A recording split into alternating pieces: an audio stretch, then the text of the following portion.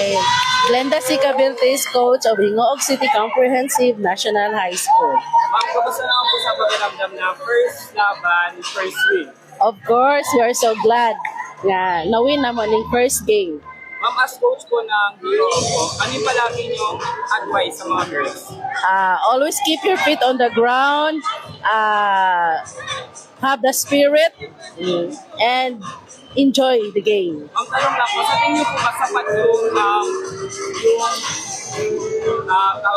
yung ano ng gobyerno sa mga atleta ganito?